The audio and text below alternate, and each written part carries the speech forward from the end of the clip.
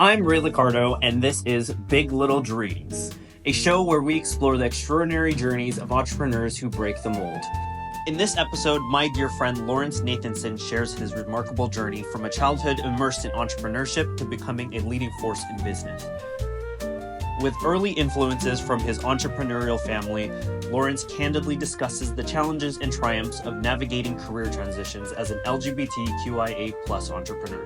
As a proud owner of a Balinese-inspired short-term rental in San Francisco's most iconic Castro neighborhood, and a co-host on the Real Host of STR podcast, he offers invaluable insights on representation, funding challenges, and the power of mentorship and networking.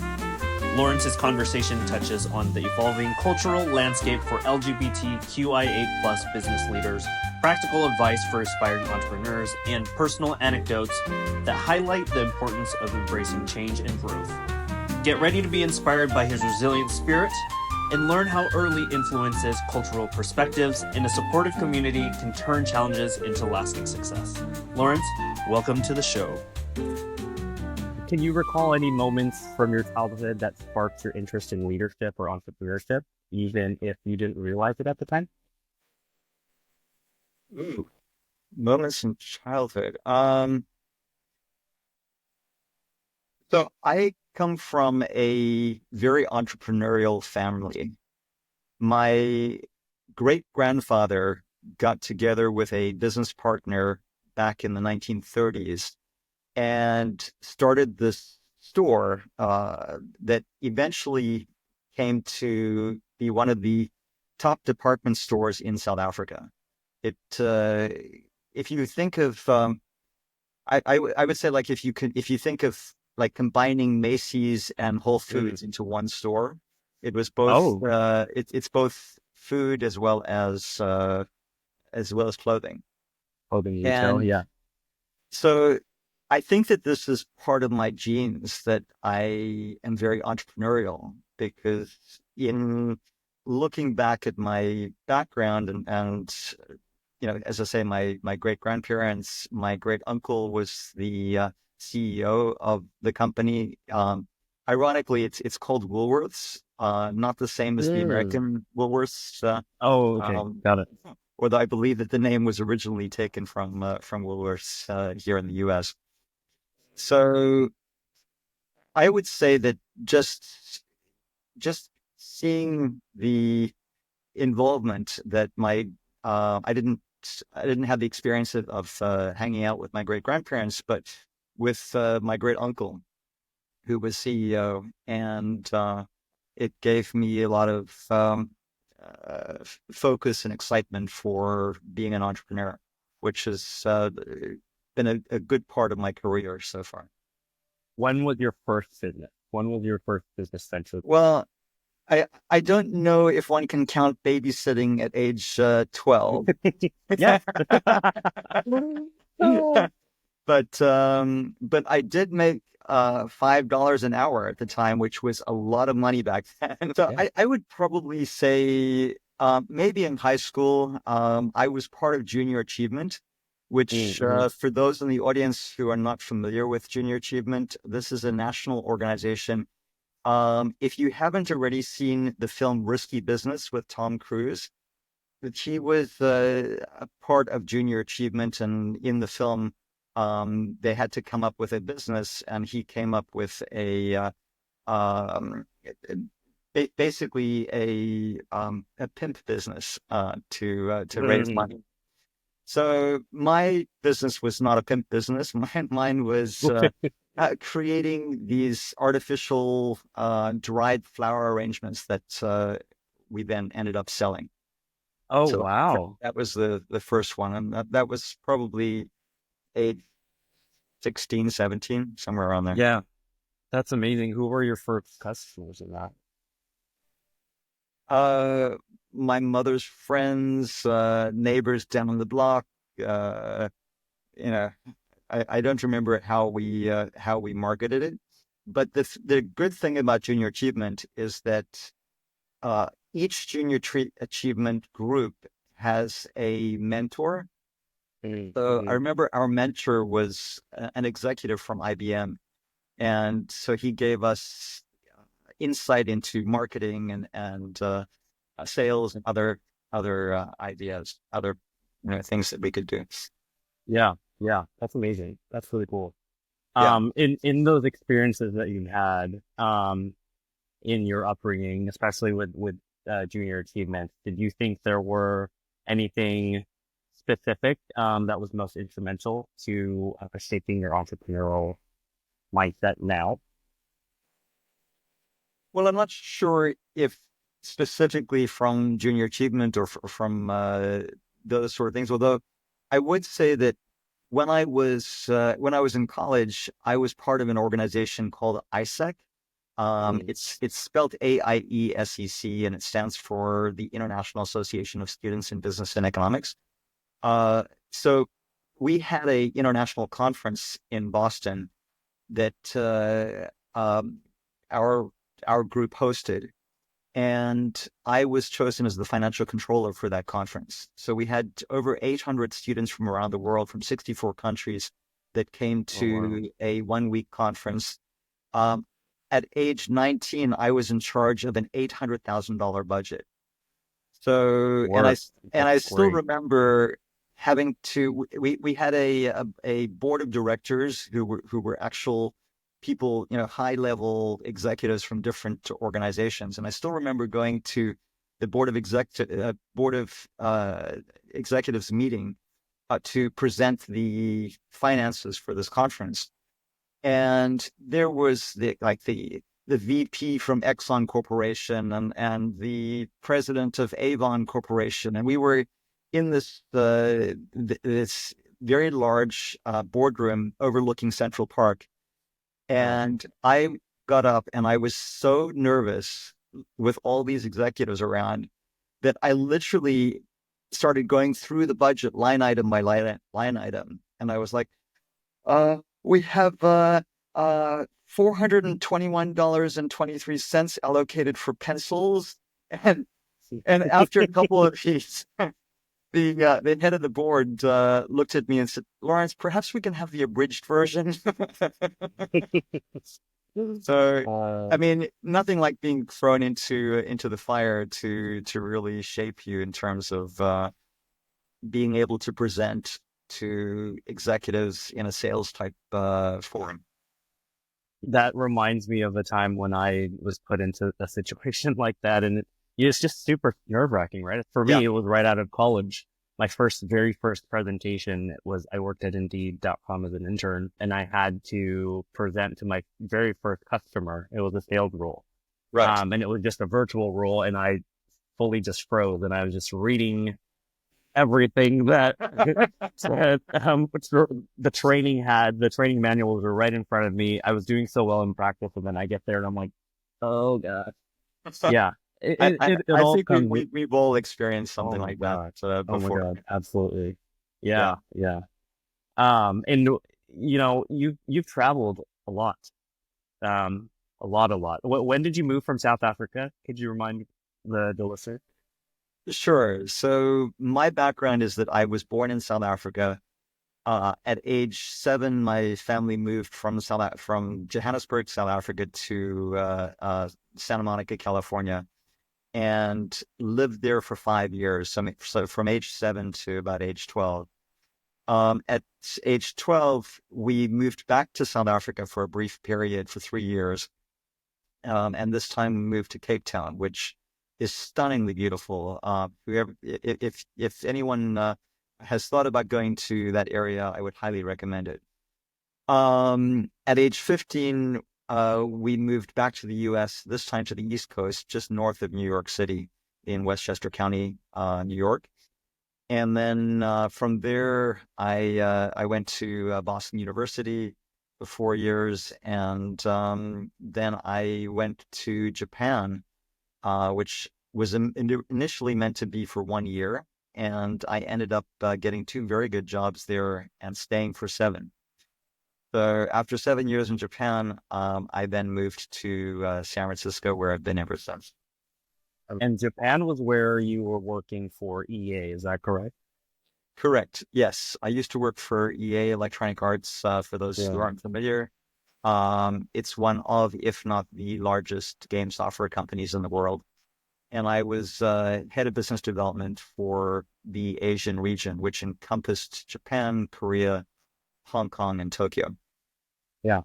That's because you traveled so much, and in one being in Asia, and then two, San Francisco immediately after. How have the cultural and societal attitude between the LGBTQIA plus communities in these locations shaped how you've looked at business? It's interesting because in preparing for this dialogue with you, I gave that quite a bit of thought, and um, so I'm approaching 57 years old in a couple of weeks, and so and I mention that specifically because when I was growing up, it wasn't very common for there to be a lot of gay role models. Um, in fact, Yeah. I only came out to myself fully. I first came out as bisexual when I was 21, and then came out to myself as gay when I was 28. It wasn't until I was 29 that Ellen DeGeneres came out on her show on TV, and before then, there were very few instances of people that you could refer to as celebrities or sort of role models, if you will.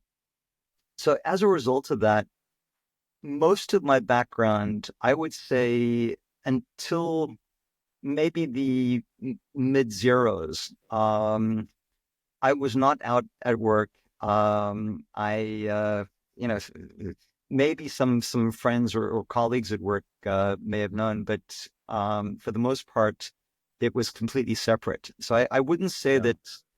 that the interactions that I've had in Japan or elsewhere with the gay population had much of an effect on my work, uh, on the work style or Yeah. anything related to work.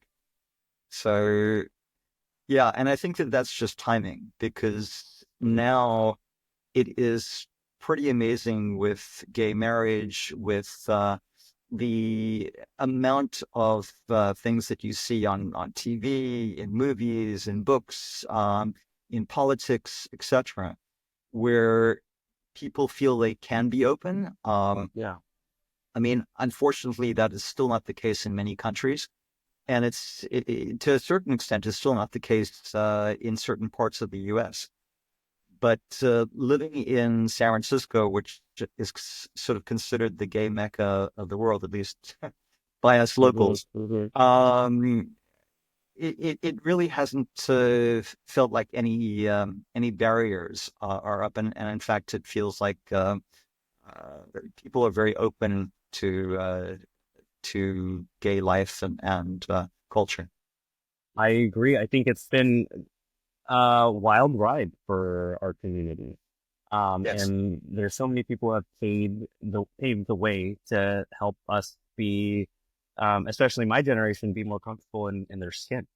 Yeah. It's really important for me to be able to share stories like this because there's not a lot of it out there, right? Like even like you mentioned, Ellen DeGeneres, Yeah. was kind of like the leader of the movement of making it okay and showing people that gay is normal, Right. LGBT is Right. normal. Like it's not anything out of the ordinary. It's your sister, your brother, your son, your daughter. Yeah. Um, Yeah. yeah. I mean, I feel like kids today who are growing up and who are coming out in high school and in Mhm. sometimes in middle school, um, it's amazing for them because I couldn't even fathom that in especially in high school and middle school. But even in college, although there were the gay alliance or gay straight alliance or whatever it was, Mhm. Mhm. I wasn't part of that because I didn't feel like it was something that I would be comfortable with. Yeah, that one's difficult, right? Because even till now, when I was in high school, um, what, 15 years ago now, almost 20. Yeah. There was also a GSA, I think it was GSA is what it was called, Gay Straight Alliance Club. Okay. And I already had known that I was gay, but I didn't feel like I was ready to put myself out there, Right. because of all of the potential backlash that could happen. And this was what, 2008, Yeah. 2004 to 2008. And I was already like, oh no, I can't do it. I can't do it. I'm very curious how Gen Z and the newer generations now experience that, as a queer person. But yeah, even for me, it was difficult. I didn't come out until I was 19. But even then I considered myself bi because I was scared of, Right. having my parents find out and then having that small little thing of like, oh, I still like girls. Yeah. No, Right? Like, I had a similar experience, although I yeah. came out as bi 2 years later than you at 21. But yeah, from 21 to 28, I I actually had girlfriends as well as boyfriends, so I went back and forth. Mhm. So I wanted to share a statistic with you. Approximately 20% of LGBTQ plus communities in the US has started or has owned a business. This number has been increasing with more resources and grants becoming available to LGBTQA plus entrepreneurs. However, there are notable disparities in the funding and support for LGBTQIA founders. When you first got started, did you have any knowledge about any grants that support our community at all? I did not. So I've over the last 35 years, I've been with 23 different companies, Mm, and almost half of those, well, 10 of the 23, I was either a founder or co-founder of that company. Uh, in most of those cases, I would say we didn't get outside funding. Although in one of the cases, with a internet startup, I helped to secure $3.2 million in VC funding. Uh, so there was never a time where I even thought about the idea where, because of being gay, that there may be resources or funding sources that were open to me as an entrepreneur.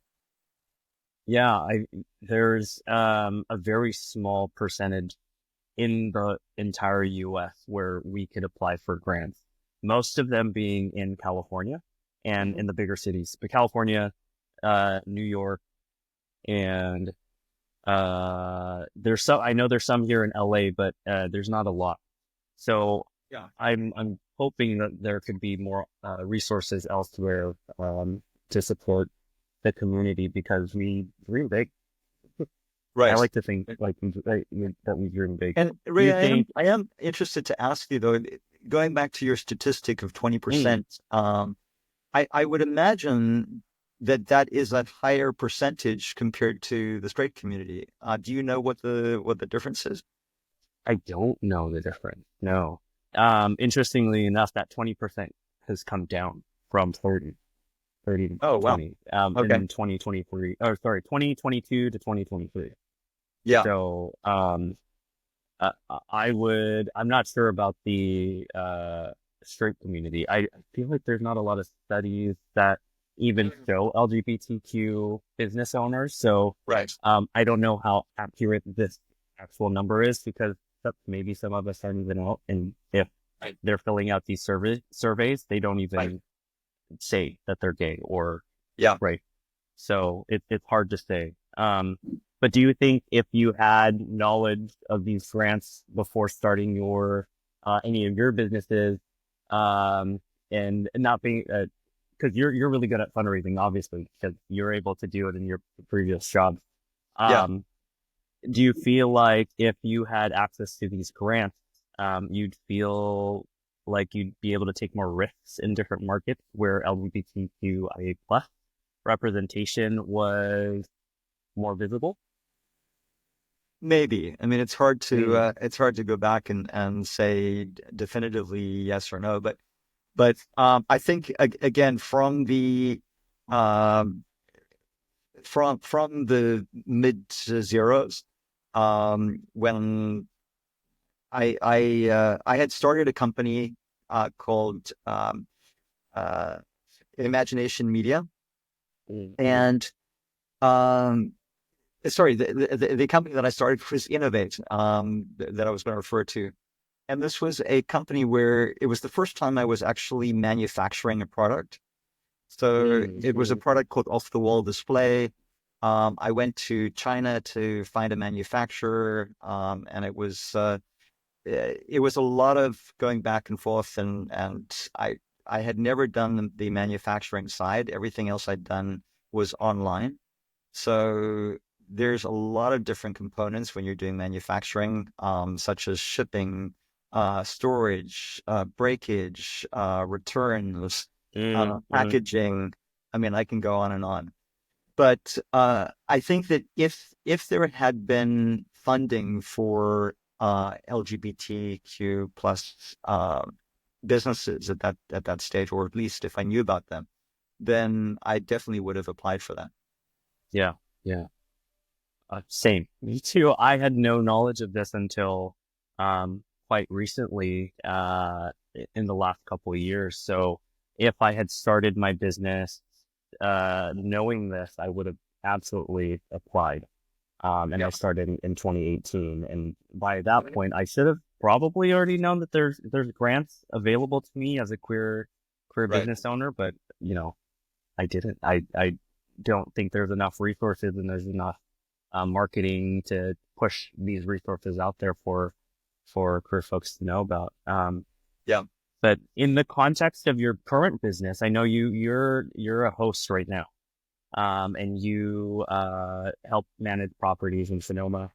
And in the context of regulatory changes in place for places like San Francisco, would having a financial safety net or grant supporting your business as part of the community have given you more flexibility in securing and adapting to these changes? Or do you feel like the regulatory changes are kind of past that? Well, uh, I have done over the last 8 years with Standout Stays. I've done two separate types of businesses. The one is, as you say, I've been a host with my own property, Mm, for short-term rentals, and I also have timeshares that I rent out for trade shows. So on the one hand, I've been focused on that. During the pandemic, I started a company called Luxury Stay Rentals in Sonoma County, and we go by the name of Standout Stays for the business. So this is managing other people's properties. So if somebody has a second home in Sonoma County, we do everything relating to the management of that property, from listing it to dealing with the guests, to dealing with the cleaners, to dealing with the repairs, et cetera, all the finances, et cetera. Um, so going back to your question of uh, funding and financing, I don't know if it would have made a big difference. I mean, it wasn't a huge investment that my business partner and I put in to start luxury stay rentals. Um, and this is a unique business in that financially, we are once we have a property that we take on, the revenue comes in pretty quickly after that, and we're taking a percentage of that revenue for managing it. So it's not like a company where you really need to raise hundreds of thousands of dollars in order to get started. how did you come across wanting to start hosting, by the way? Uh, so I had a company called Imagination Media, which was a video marketing company. And depending on what the client's needs were, this was basically a consulting company. Depending on what Mm, the client's needs were, some months were great, some months were not so great. And of course, when you own a house and have to pay a mortgage, you need to have some sort of steady income. yeah. So at the time, I went to a retreat and I met a guy named Chip Connolly, who, for those of you who don't know who Chip Connolly is, you should, because he's a very well-known gay entrepreneur who started a brand of hotels called Joie de Vie Hotels. And I don't remember how many hotels Joie de Vie encompassed, but it was a number of sort of boutique type hotels. He sold this brand and was planning to retire when three young entrepreneurs came to him and said that they were starting a new company and would he be on the board of advisors? And this was Airbnb. So I met Chip Conley at a retreat and told him what I did. And he said, well, have you thought about renting out your home on Airbnb? And I said, well, I hadn't thought about it, but I have an in-law unit downstairs, so I could always stay in the in-law and rent out the main part of the property. So he encouraged me to dive into Airbnb. And after the second or third month, I was making more from Airbnb than I was from my my marketing company. So I decided to shift focus, and I've been doing short-term rentals and hospitality for the last almost 9 years now. You've had obviously multiple businesses and you've been founders of a few. How would one transition from one business to another? What type of advice did you give entrepreneurs on that? Because I myself I'm struggling a little bit to see if I need to transition elsewhere. So we'd love to hear your take on this. I think that in today's world, and most people are already adhere to this, but in today's world, we're not in the 1950s or whatever it was, where you join a company and for the rest of your life you're with IBM or Hewlett Packard or whatever the company is, and you retire and that's your life. I forget the statistic, but I think if I remember correctly, the average number of careers, not jobs, but careers that people have is 9 throughout their life. So that means that you will change, not just, as I say, not just jobs, but careers. And most people, at least when you go to college, you have no idea what the hell you want to do. So, so I think that, some of it is timing, some of it is luck. You get into your first job, you figure out if there's things that you like about that job, if there's things that you dislike about that job. And when you change jobs and or careers, you accumulate the things that you are good at and the experiences that you've had. I like to use the expression, we are all the sum of our past experiences, because it is true that no matter which career or job that you're in, there will be certain things that you can utilize that you've learned from a previous job or career into this one. So I think that the advice I would give is don't feel boxed in. Try to analyze what you really enjoy doing, what you don't enjoy doing, what you would aspire to do, and you can completely change your career. I mean, yes, it may be difficult later in life to become a doctor or a lawyer, but it is possible if you really, if that's something that you really want to do. I think the fear is always about like the newness of certain things. Right. And for me, obviously, like I fear sometimes not knowing what that outcome is going to look like. So having heard from you, I think it makes it a little bit easier to transition to potentially my next phase in even my entrepreneurship. So that's super helpful. In looking back at your entrepreneurial journey, is there a message that you'd like to share with other career entrepreneurs who are just starting their journey in their business? And what would you share? I would say, don't just dive into something. Make sure that you've really thought it through from the beginning, that you put together a business plan. It doesn't have to be something so formalized or structured, but it has to be something that has the different steps, has the the different resources that you're going to need. And so, number one, you have this this idea of the direction that you're going to take, a roadmap, if you will. And then number two, if you are bringing on business partners or employees, it is absolutely critical that you make sure you are comfortable with who this person is, with their background, with the role that they will have in the company. And you need to delineate that very clearly, because it's all very exciting when you're starting a new project or business, and you need other people to buy into this, and you have someone who is really excited to work with you and buy into it.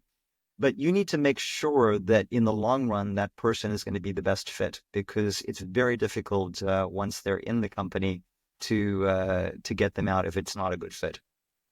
Right.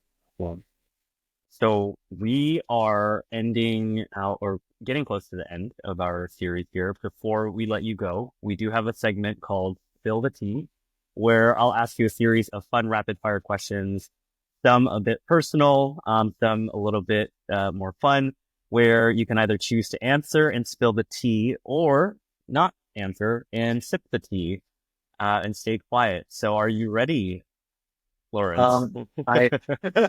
I'm as ready as I'll always be. Go ahead. Amazing. So we've had Dina on this already, and I've asked her the same question. So have you ever secretly regretted hosting someone, famous or high profile? Who was it and what happened? Have I regretted hosting them, or have I hosted someone who is famous? Yeah. So have you secretly regretted hosting someone who was famous? No, I wouldn't say I've secretly regretted hosting them. I've had, as far as I know, I've had one famous person, and his name is not coming to me. I apologize. But if you saw the show many years ago, the amazing show True Blood. With the vampires? I think it was on, yes, about vampires. It was on either Showtime or HBO. I can't remember. But there was a very hot-looking black guy on that show. And it turned out that he stayed at my place, and in fact, it was a bit of a funny story, because normally I greet all my guests when they arrive, and this he's both an actor and a singer. This guy arrived at like midnight, so I was already asleep in the in-law unit downstairs, which is separate from the main house. You have to go outside and down a back stairway in order to get to it. So he came in and basically brought all of his luggage in, and I guess he was exploring the house, and I was fast asleep, and I heard my dog growl. And as this person opened the door downstairs to my in-law unit, and I looked up and I see this very large, good-looking guy, but large black guy entering the room. And as soon as he saw me, of course, he left. But that was a little bit scary. But he was incredible, because he basically ordered all these luxury items for meals. So, and I guess he didn't have the opportunity to cook all the things that he wanted. So when he left, I opened up my fridge, and some people leave some things in the fridge, but he left like unopened filet mignons and yum. Veuve Clicquot champagne and caviar, and like the fridge was basically stacked with all these items. Yeah, I think he did that on purpose for you. Maybe. But that was a wonderful experience. So that's amazing. yes, I was and it was nice bragging rights, because I actually did have a little bit of a crush on him when I watched True Blood many years ago. That's fun. It was. Next question. Okay, so every entrepreneur has their unique backstory. What's the wildest idea you've ever had brought to life that no one saw coming? The wildest idea.